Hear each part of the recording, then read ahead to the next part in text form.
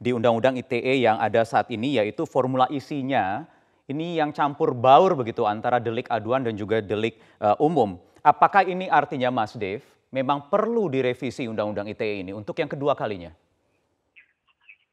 Baik, terima kasih.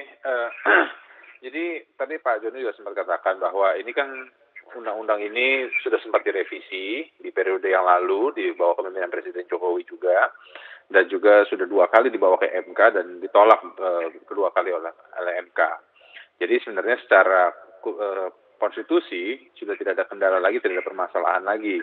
Nah, cuman yang sekarang ini kan masalahnya bagaimana penggunaannya ini ke masyarakat. Jadi yang tadi sempat Pak Beni katakan, juga Pak Joni juga utarakan, ini memang perlu lagi penegasan. Nah, jadi dari kepolisian ataupun dari penegak hukum ya. Jadi ini bisa menjadi paduan baik dari kepolisian ataupun juga kejaksaan dan juga dari pengadilan juga, bahwa pasal-pasal yang disebut pasal karet itu didefinisikan lebih tegas. Nah, akan tapi bila mana memang dirasa pasal itu masih terlalu terlalu lebar ya, pengertiannya, tafsirannya terlalu luas ya.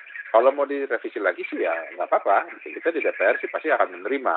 Nah, cuman sekarang yang lebih pentingnya itu daripada revisi saja, lebih baik pendefinisian dari akan pasal-pasal tersebut. Nah, kenapa? Karena ya ini bisa direvisi 10 kali pun juga bisa saja. Tapi kalau penegakannya ini masih belum jelas ya, dan akhirnya itu menjalankannya itu masih masih menjerat, masyarakat masih menganggap bahwa ini membelenggu kebebasan berbicara dan lain sebagainya berikutnya, ya itu ya akan tetap terjadi. Dan juga mesti diingat bahwa undang-undang ini diciptakan itu kenapa? Karena adanya perlu perlindungan bagi masyarakat yang menggunakan internet, transaksi secara elektronik, lalu juga banyak juga penyebaran paham-paham yang tidak sesuai dengan ideologi bangsa, yang menjerumus ke terorisme dan lain sebagainya berikutnya. Itulah kenapa undang-undang ini dilahirkan.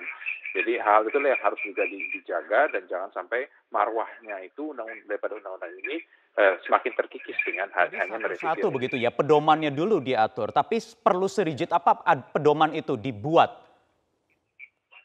Ya, kita lihat saja bagaimana keluhan dari masyarakat yang dianggap sebagai ini membelenggu kebebasan berbicara, membelenggu demokrasi. Nah, itulah kita bisa berawal dari situ untuk kita melihat pedomannya ini ataupun pendefinisian dan penjabaran daripada pasal-pasal tersebut itu seberapa jauh.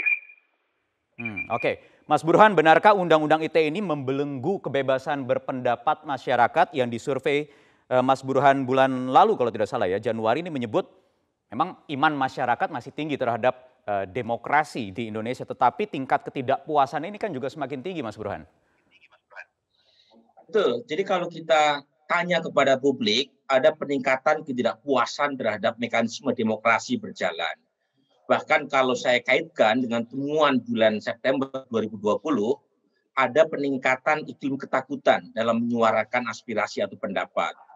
Nah, ini berbeda. Di zaman Orde Baru, ketakutan itu dipicu oleh represi negara. Kali ini bukan hanya negara, tetapi justru lebih karena faktor masyarakat. Nah, laporan masyarakat yang saling mengadukan tadi, itu terutama difasilitasi oleh adanya norma hukum yang memberi kesempatan buat mereka yang tipis kupingnya untuk saling melaporkan. Nah, itu terutama di pasal 27 dan 28 Undang-Undang ITE. Nah, ini kalau kita kaitkan, pertama misalnya laporan terakhir di Economist Intelligence Unit, indeks demokrasi kita itu terpuruk, terjelek selama 14 tahun terakhir. Kemudian Freedom House menempatkan rating demokrasi kita selama sekian tahun tidak naik kelas. Dan umumnya itu berkaitan dengan kebebasan sipil. Nah, kalau saya lihat instruksi Pak Presiden itu ada 2 arahnya. Ya. Pertama adalah ke internal polisi. Nah, beliau memakai kata istilah seselektif mungkin. Nah, itu saya terjemahkan 3 kalau saya baca dari apa yang disampaikan Presiden. 1, penegak hukum itu harus menggunakan metode yang persuasif dalam menyelesaikan perseteruan antara 2 kubu. Mereka yang merasa jadi korban dan mereka yang merasa dianggap. Nah, ini jangan sampai memunculkan kesan tebang pilih bahwa mereka yang kritis terhadap pemerintah saja yang ditindak oleh polisi. Yang terakhir adalah harus berdasarkan tafsir yang sama. Tetapi jangan lupa, kalau kita lihat pernyataan Presiden, itu juga membuka peluang terjadinya revisi. Karena kalau misalnya undang-undang itu tetap, terutama pasal yang ditafsirkan karet tadi, itu dikembalikan sepenuhnya kepada polisi untuk menindak, maka itu menjadi ruang penafsiran yang terlalu melebar juga. Jadi sebaik-baiknya undang-undang adalah mempertipis ruang subjektif buat polisi atau penegak hukum dalam menegakkan aturan. Jadi kalau misalnya undang-undangnya sendiri terlalu karet, ya sulit dibikin pedoman sebaik apapun, karena di situ ada ruang tafsir lagi buat polisi untuk menafsirkan atau menginterpretasikan undang-undang yang terlalu lebar tadi. Jadi menurut saya dua-duanya itu kepolisian Republik Indonesia langsung berada di bawah polisi melakukan koreksi internal.